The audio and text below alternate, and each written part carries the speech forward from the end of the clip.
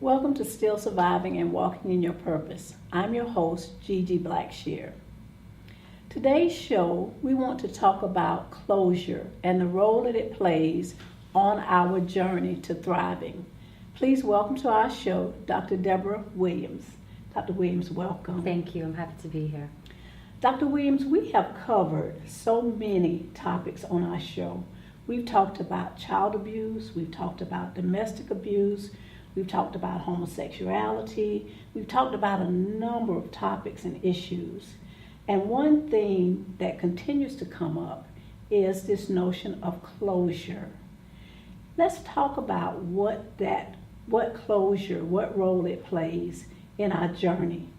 When you have people that have had dire circumstances and situations in their lives that may have been caused, harm may have been caused by someone else, someone outside of themselves. And they have yet to come to a place that, for whatever reason, they can move forward because they have not, in their mind, gotten this notion of closure with this person. So what can we say about closure? Is it important that you have it? What do you do if you don't have it? So let's talk about what is closure. Mm-hmm. Closure can mean one thing to so many different people, but in general, closure is this idea that this situation that has taken place no longer impacts me in any type of way, whether it be I've forgiven the person, whether I've gotten past the situation, whether that's just something that's not important in my life anymore. That is what closure is to somebody. A lot of times, more times than not, actually, people do not get closure from a situation. And we do tend to live out our lives in a sense of always looking for this closure. Mm-hmm. In essence, closure is this idea that because this tragic thing has happened to me, I need to be able to, the quote is, get over it. Right. Certain things you're just not going to get over. The death of a child, a miscarriage, an abortion that was forced on somebody. There's just certain things you will just not be able to get over, but you grow stronger to deal with that and to live with that situation. Things that may be a part of your life for the rest of your life. Exactly. But it is not necessarily something of you getting over it. But the one thing that is always the key thing is the idea of power. When something has happened to someone, it is a piece of their power that has been taken away. So if it's someone who is a victim of child abuse, the person who has caused the abuser has taken that power from that child, has taken a piece of who that child is. If it's domestic violence, it is obviously a power play, whether it be a verbal abuse, physical abuse, mental abuse, emotional abuse. It is the abuser lording that power over that victim. That power away. Yes. Okay. Even in cases of people who've had health issues, it is the idea of I'm powerless to this situation, that my body is going through a situation that no matter how I try to prevent it, I'm powerless to this thing. So what do you do with that feeling of powerlessness? You said in the case of an abuse of a child, what do you do when you have that feeling that this person has taken something away from me? How do I get that back? What do I do to move me forward? because especially in the case of abuse, how can you gain that back? You can't physically go and take it back from that Absolutely. person. So what do? The first thing you have to do is acknowledge that power has been taken. Ah. Because there are many times we don't want to acknowledge it, whether it be a pride thing or whether just not even realizing that is the situation, not really understanding that the reason that this is still impacting you is because that power has been taken. Because the power can be taken, you can give your power over to somebody, you can relinquish that power, or it can be forcibly pulled from you. And so the first thing that you have to do is recognize that you have lost your power. And who or what did you give that power to, or who took it from you? The second thing that you have to do is now stay within yourself. Do I want that power back? Because maybe you don't want that power back. Some people have gotten so comfortable with the notion that they are a victim that they don't know what it feels like to not be a victim. And that is a scary place. When you have so identified yourself as this victim, what is life outside of not being the victim or playing the victim role? So that's the second thing, is do you want this power back? The third thing then is, what do I need to do to get that power back? What is going to be needed for a person who was a child abuse victim versus a domestic violent victim? It's going to be two different things, because it's two different types of powers that have been taken. So what do I need to do to gain that power back? Everybody has it within them to get it back. You just have to identify what it is. So I hear you saying personal responsibility. Yes.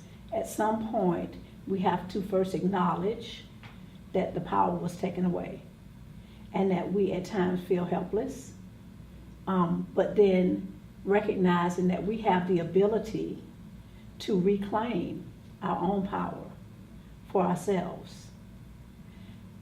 In the case of an abuse situation of a child, and you said those are two different types of abuse of power, can someone else, on behalf of that child, facilitate that? Depends on when it happens. I find many times with children who have been victims of child abuse, if that child was acknowledged from a younger age that the abuse took place, they were recognized that they have suffered something, and then have the right responsible adults in their life to empower that child can get that power back much quicker than a child who was put down, who was denied the ability to mourn the fact that they've lost this, or was completely disregarded because the abuse never happened. For the people around them, if they just never acknowledged that it even took place, that child has to now grow up to become an adult who has lost this power, and they now as an adult have to try and kind of retrace back that whole process, because it's not only just the abuser now who has taken this power, but the people who have denied them has taken power from them, the people who told them that what they said was a lie or they completely disregarded, then their voice has no power, so now that power has been taken away. So no longer is it just this one person, but it's now a plethora of people who has taken the power from this person. And they have to now go back through all of these people who have taken this power and say, I'm going to take the power back. So it's not only just personal responsibility, but it's also finding that inner core person within you that says, I want this and I want it back. Yes. I want to be able to move on with my life. I want to be able to go to the next part of my journey and not carry these things with me. It could be even as simple as, I just don't want to cry about it anymore. I just don't want to feel the pain of it anymore. It can be something even as simple as that. It doesn't have to be our highfalutin college level words. It can just be, I just don't want to feel empty on the inside anymore. And when you finally come to that point, then you will know where you want to move forward to. Thank you. Thank you, Dr. Deborah. We're going to take a short break and be back with more from Dr. Deborah Williams in just a moment. We're back with Dr. Deborah Williams talking about closure. Dr. Williams, let's talk about when the abuser or the person that has caused your hurt or your harm is still in your life. When it's a person that you have to see on a regular basis, when it's a person that you may have to interact with. How does closure play in that scenario? When this person, you see them, you know what they've done to you, you know the hurt that they've caused you, but they won't acknowledge it. Mm-hmm. How do you handle that? There's a saying that I've seen before that says sometimes you have to be able to live without the apology that you'll never receive. And that is essentially what closure is. Closure is a personal journey.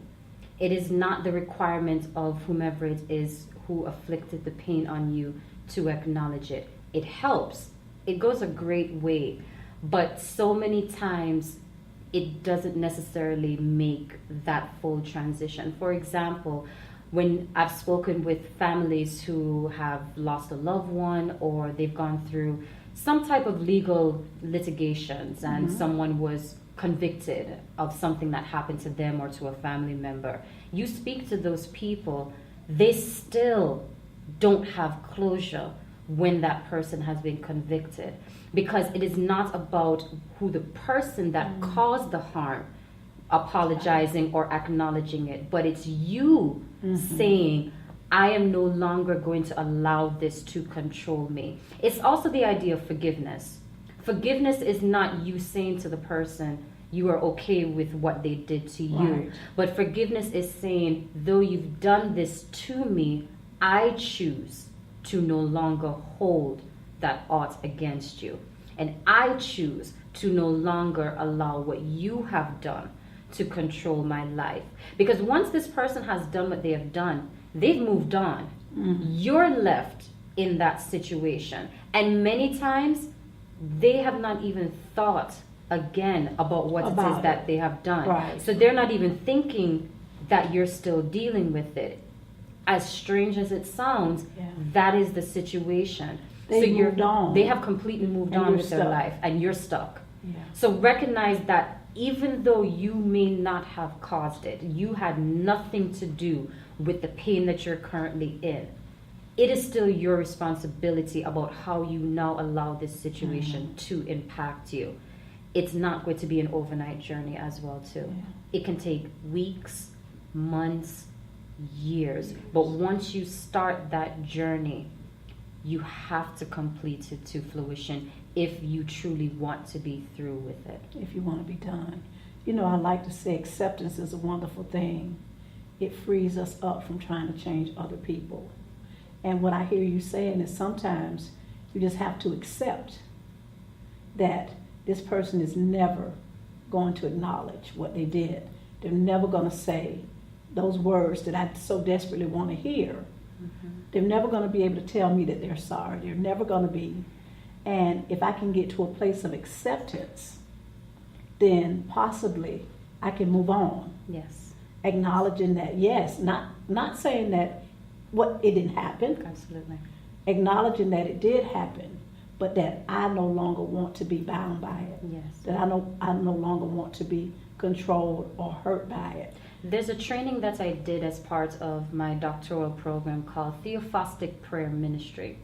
What this program does is it takes a person through the worst memories of their life, to go to each of those memories, feel the emotions, see the scenario or the scene play out, and with every piece of it, offer forgiveness to that person.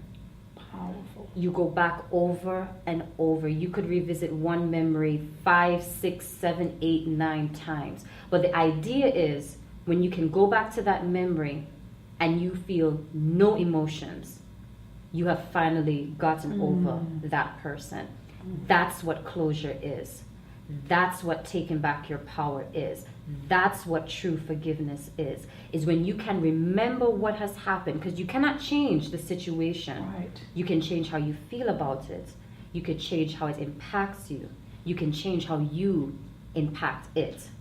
So to go to each of those memories and take back that power, take back that emotion, that yes, you did this to me,